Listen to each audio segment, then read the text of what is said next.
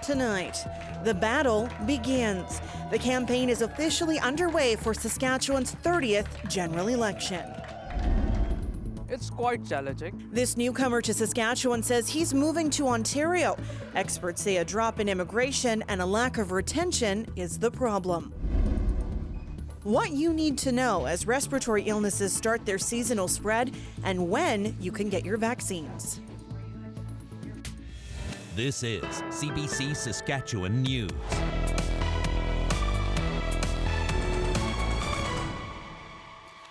It is Tuesday, October the 1st, and the CBC Saskatchewan News starts right now.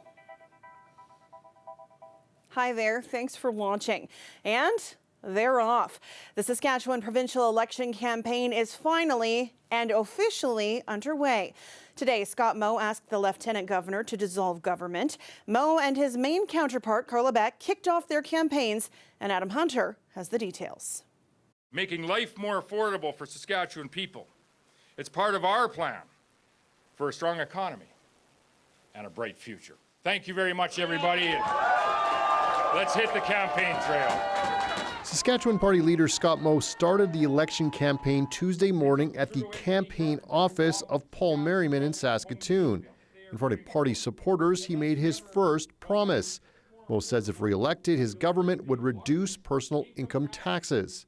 How will we do this, you might ask? Well, we will do this by increasing the personal exemption, increasing the spousal exemption, increasing the child exemption, and increasing the senior supplement by $500 each year for the next 4 years. Moe also announced a pledge to increase Saskatchewan's low-income tax credit to 20% over the next 4 years. NDP leader Carla Beck held her first official campaign event in Regina at Tommy Douglas House. To all Saskatchewan people, my name is Carla Beck, and I'm running to be your premier. When it comes to tax promises, Beck has pledged to cut the provincial fuel tax for a short period of time and to remove the PST on children's clothes and grocery items. We have a plan to focus on the things that people tell us are most troubling to them: groceries, the children's clothing, gas, trying to put gas in their vehicle to get where they need to go. We've got a plan to deliver it right away. Beck says Moe's promise on income taxes should have been made years ago. The two leaders and other parties will spend the next 27 days selling themselves to voters. University of Saskatchewan Political Studies Assistant Professor Daniel Westlake says he'll be watching the city races. I'm looking at whether the NDP can break out of the urban areas. The NDP should do well in the suburban cores of Saskatoon and Regina. They should be competitive in suburban Saskatoon and Regina, but that's not going to be enough for them to win this election, and it's not going to be enough for them to be competitive in future elections. So the question becomes, can they win seats in Prince Albert and Moose Jaw? Are there rural seats where they're a little bit more competitive? Westlake says the Sask party has several factors working in its favor as it looks for a fifth straight election win. It's important to remember that Saskatchewan fundamentally is friendly territory for centre-right parties. At the end of the day, this is a relatively wealthy province if we look at GDP per capita. It's a province that is relatively rural, and that tends to be better for centre-right parties. And it's a resource-based economy, which also tends to be better for centre-right parties. Voters will have more access to cast their ballot. Voting week begins on October 22nd. The final day to vote and polls closing happens on October 28th. Adam Hunter, CBC News, Regina. With the writ dropping, you can expect to see more election polling. The latest Insitrix CTV poll suggests the NDP would win the popular vote if the election was held today. Saskatoon Morning's Stephanie Massicott caught up with Insitrix Director of Research Lang McGilp to break down the numbers. The change started to happen about a year ago, where we had polling at 53% for the Sask party, 39% for the NDP, and since then it's been contracting. And I think it is a combination of time in office, as well as some of the issues that we're facing here as we come into this next election. One of the questions you pose to voters is on whether it is time for change. What can you tell us about that? You know, that is a really interesting one. We have over half of Saskatchewan residents, 55% saying, yes, it's time for change, and only 25% saying, no, it isn't. And that leaves the remaining 22% saying, you know, I'm just not so sure. And you know, where we see it really interesting is, so overall, that's half of people in this province thinking it's time for something new. But we broke that down demographically and by region, and we find that in pretty much all age groups and all regions, the biggest percentage of people, not necessarily over 50%, but the biggest percentage of people say, yes, it's time for a change. So then why is the Sask Party appearing to lose ground? Well, I think, you know, again, turning to the issues, there are people who are very much concerned about healthcare. Like amongst people who choose to vote NDP, 75% of them, so 3 out of 4 are saying healthcare is one of my top 3 issues. And for the not sure voters, it's 2 out of 3, so 66%. For Sask Party voters, it's only 1 out of 2. So obviously healthcare is important to all of us. It affects everybody, but particularly I think that's one where we're seeing it. And then again, as I mentioned, the education side, that's where we see the biggest division in the issues.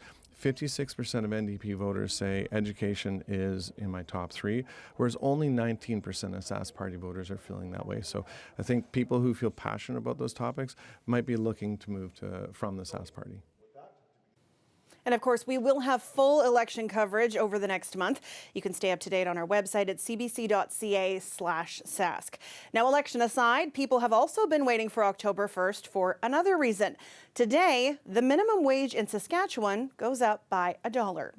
That brings it to $15 an hour here, and it puts Saskatchewan tied with Alberta for the lowest minimum wage in the country. Next door in Manitoba, the rate is going up by 50 cents to $15.80 an hour. British Columbia has the highest minimum wage of all the provinces at $17.40 an hour. Saskatchewan's population is at an all-time high, but fewer people are coming here from abroad. Latest numbers from Stats Canada show a decline in immigration and a lack of retention. Aishwarya Duda reports. It's quite challenging. It's quite traumatizing also, depressing also. Not just for me, for my wife also. Mohsen Baloch is a seasoned finance professional. He moved to Saskatoon with his wife, a certified radiologist, after the Saskatchewan government nominated her for immigration. But despite her qualifications, she couldn't land a job after she arrived. Now, the couple is moving to Ontario. I have a friend who was on a very key position in Dubai. I was speaking to him last week over the weekend, and he said he's not planning anymore to move to Canada. He was nominated with Saskatchewan province, and he just gave up. Saskatchewan's population stands at almost 1.24 million as of July 2024. That's up about 30,000 people over the same time last year. But the province is growing at a slower rate than the national average. We are seeing in Saskatchewan, as in Canada, as in most provinces, in fact, a slowdown of population growth.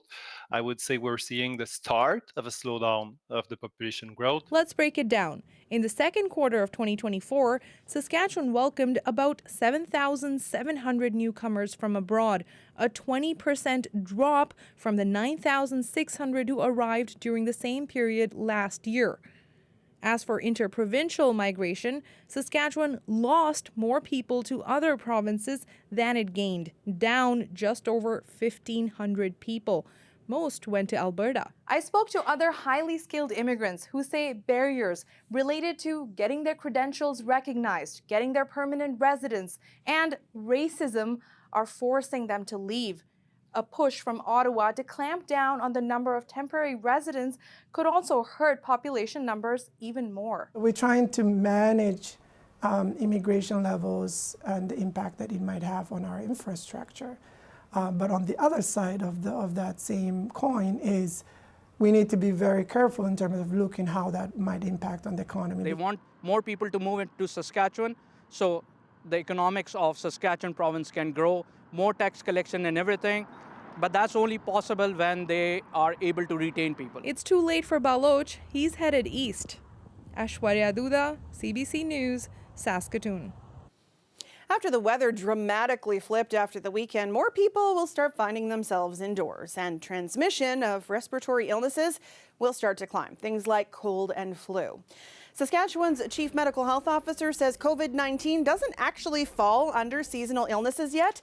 That's because transmission did not settle down over the summer months. But Dr. Saqib Shahab says cases are already climbing this fall, and for that reason, the province will offer COVID boosters along with the flu shot for the second year in a row. Influenza vaccines will start arriving over the next couple of weeks. So will the COVID vaccines. They're all optimized for the current circulating strains. As you know, influenza vaccines get updated every year to better match the circulating strains. The same is happening with the COVID vaccines, that the current vaccines coming in the fall are optimized to better match the strains that are circulating. And so they'll start arriving over the next 2 to 3 weeks. The vaccines are available to anyone 6 months and older, but Dr. Shahab highly recommends anyone at high risk get them. The Saskatchewan Health Authority has set up a website, forflu.ca, for people to book in with public health clinics. The booking system will open at 11 a.m. on Tuesday, October 8th. Shots will start Tuesday, October 15th, right after Thanksgiving. You can also check with your local pharmacies and doctors' offices to see if they will be offering the vaccines. Saskatchewan's backlash to Ottawa's proposed clean energy regulations may not be warranted. A new report suggests the proposal is not as expensive as Sask Power has said. Ottawa says the regulations will help Canadian electricity reach net zero by 2035. That's 15 years before Sask Power says it will get there. The province says it would double power prices and has refused to implement the regulations when they take effect next year. But a new report from the Canada Climate Institute says a revised version is possible to implement and would save more emissions than Saskatchewan's own plan. By 2050, all of the scenarios, what Sask Power seems to be planning and what the federal government would require, they reach the same sort of total. We're into the $50 to $60 billion in investment that has to happen. Now, if you have the clean electricity regulations, more flexible version, you're going to have some of that money has to get spent sooner. So $4 to $6 billion has to get spent by 2035. So that's an increase that would cause some rate increases. I estimate it could be 6% to 9% on your electricity bill. And that's where we could see a deal, I hope. Dolter is urging the province to collaborate with Ottawa to comply and hopes the federal government will find more ways to help offset the short-term costs. More than a year after the death of a cyclist in Saskatoon, the city has installed new safety infrastructure where the crash happened. A bright green bike box and lane are now installed at Wiggins Avenue and College Drive. That's where 33-year-old Natasha Fox was hit and killed by a cement truck in May of 2023. In April of this year, Saskatoon City Council voted in favor of the new measures. On top of the box and lane, there's also signs for no turn on red and a 30K posted speed limit. A Saskatoon Cycles board member says it's an improvement, but it's still just a start. And as I observed here for about half an hour, it's about 1 in 10 to about 1 in 12 car drivers who are going into the cycling painted infrastructure. So ideally, we would have a wider road with actual physical barriers or something to tell motorists to stay out of the cycling area. Arnold says cyclists and pedestrians tell him the painted box still makes them feel vulnerable. The city says the bike box is supposed to improve visibility and reduce conflict points between cars and cyclists.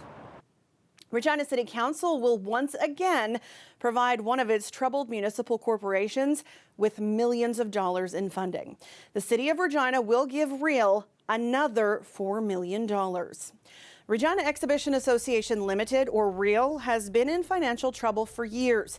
The organization is responsible for the operations of the Brand Centre and Mosaic Stadium, and with the city having to guarantee loans and provide extra funding. The problem, REAL will max out its line of credit by the end of October, so it asked for more money, and the City Council had little ability to say no. Not funding REAL will have an immediate impact on the remaining Rider home games, the PAT season, the hosting of the Canadian Western Agribition, 22 hockey tournaments, 4 Brand Centre events, several trade shows, and the delivery of 2 upcoming signature events, Frost and Canada's Farm Show. Council also defeated efforts by 4 councillors to reconsider funding it had already approved for a renewed central library. Back in June, Council voted to the library to take on, in principle, as much as $115 million in debt to finance the project. It means the library will continue to solicit developers on potential ideas and locations. The plan is to get shovels in the ground by 2029.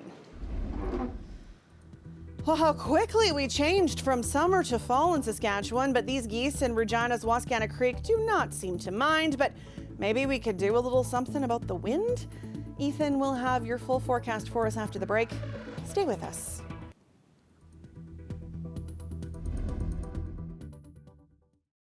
The weather update is brought to you by Capital GMC Buick Cadillac. Our greatest auto sale is on now.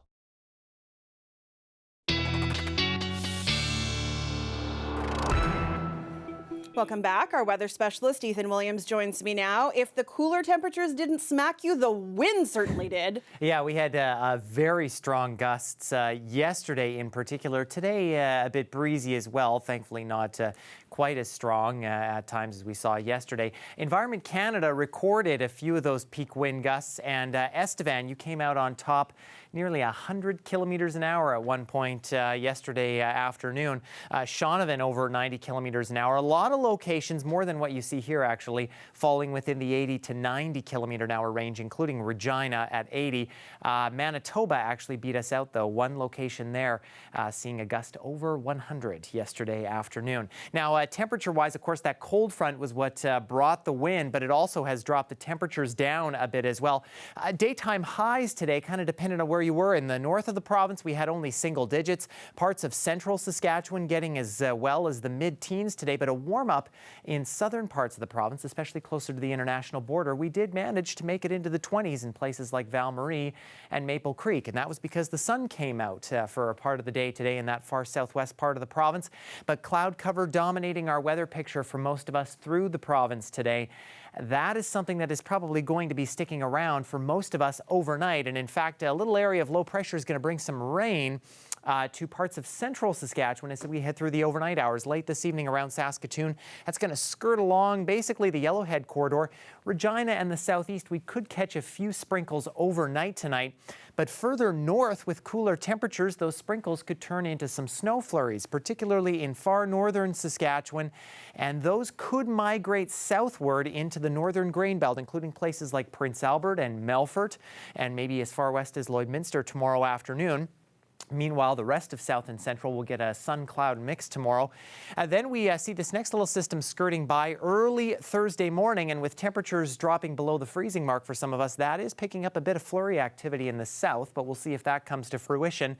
Then this high-pressure area moves in, and it looks like the clouds will clear as we head through the day Thursday before our next band of cloud cover starts to move in heading into Friday. We'll still be a little bit gusty, though, these next couple of days as that high-pressure area still battles with that area of low pressure near the Hudson Bay coast. 50 gusting 60 in specifically eastern Saskatchewan tomorrow, and then still a little bit breezy for Thursday. Temperature-wise, things going to improve. The jet stream moving a bit further to the north over the next few days, and that builds in a ridge, which will bring us some nicer temperatures. But until then, we're a bit below seasonal with breezy conditions for Regina and southern Saskatchewan, albeit we will clear out.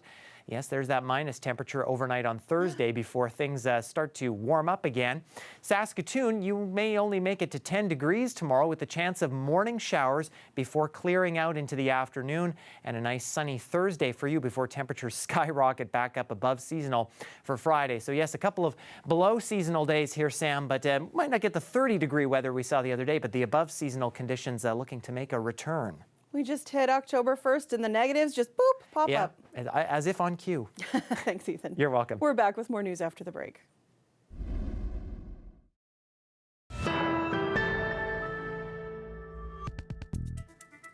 A big change in Manitoba today. Prescription birth control is now free.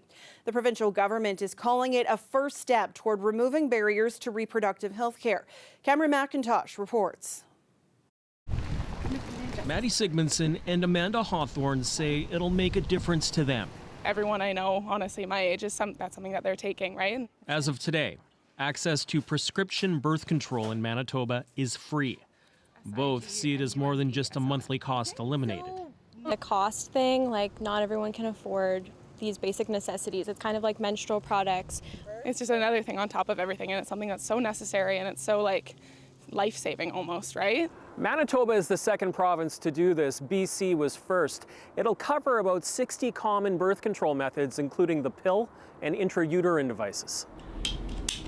An IUD can cost over $500. The pill, about $40 a month. Our priority is making sure that we are eliminating the cost barriers for Manitobans. The provincial health minister says the goal is to create better access. It's the right thing to do for healthcare and reproductive justice. It's going to allow people to plan. The province says it's working to improve access in rural and remote areas. Experts in reproductive health say this will have an impact beyond women looking for contraception.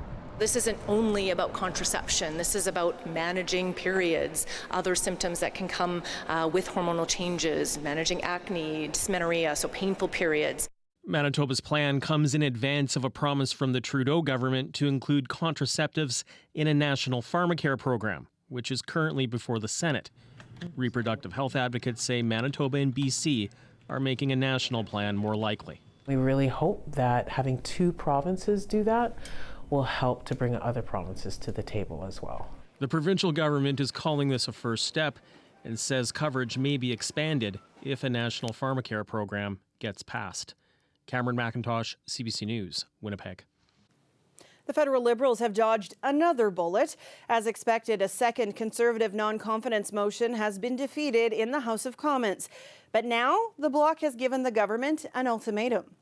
You do this before October 29th, or we negotiate with other opposition parties to have the government fall. The Bloc says it will vote to bring the government down unless the Liberals back a bill to boost old age security for seniors under 75. Seniors over 75 got a top-up in 2022. The Liberals aren't saying they won't support the bill, but are pointing to the cost, about $3 billion a year.